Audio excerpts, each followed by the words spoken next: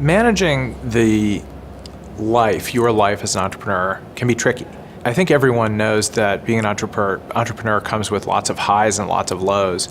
The thing I always find most difficult to manage is the days where you have the highs and the lows in the same day, and that happens pretty frequently. And it's important to develop routines or coping mechanisms around these things to keep yourself fresh. One of the things is the ability to draw some boundaries around my time. In the early days when I was single, I pretty much worked all the time, but I was very disciplined about taking long, unplugged vacations every year.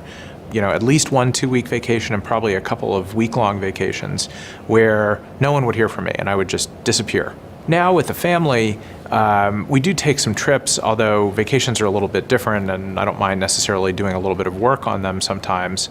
But now my hard line has been much more around weekends and making sure that I have time on the weekends for my family. A second important thing is making sure that I have time to do things I want to do. I'll quote my friend Kevin Ryan, who's another CEO in the New York tech scene of actually multiple companies over the years, who has this great saying, which is, you can do anything you want, you just can't do everything you want. I've always found it very important to maintain some friendships, to maintain some hobbies and some interests, whatever the things are that are most important to me. You can't do all of them all the time because you do have lots of obligations at work, but being able to maintain some of them and some semblance of your own identity is very important.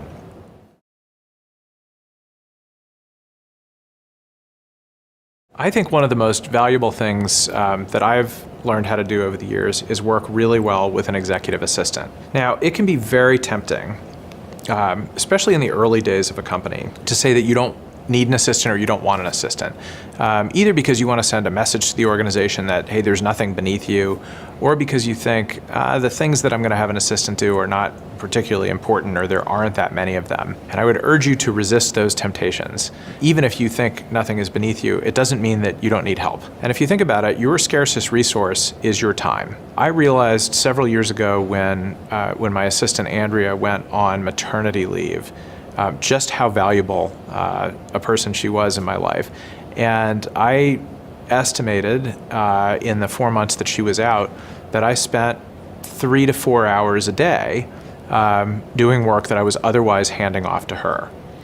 And that work still had to get done. And what that meant was I either wasn't doing other things or I was just working a lot longer. Getting good at delegating things to an assistant and getting comfortable with the fact that even handing off tasks that might only take you 5 minutes, 3 minutes, that work adds up over time. I've also found that there are lots of different models for assistants, and again, there's not a right answer to it, but you have to find one that's right for you.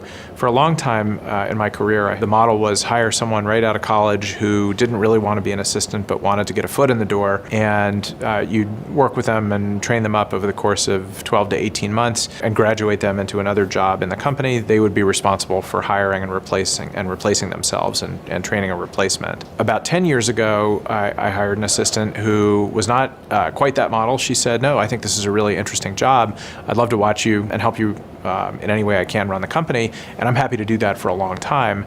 My assistant and I just celebrated our 10th anniversary together, and it's been a fantastic partnership. And one of the great things about having her work with me that long is she's just accumulated more and more and more responsibilities over time because she gets more and more productive and efficient at the things that she's doing, and she's gotten to the point where she can anticipate a whole lot of things here. When you have that model, you end up paying the person a lot more money over time, but you also get a lot more value out of them.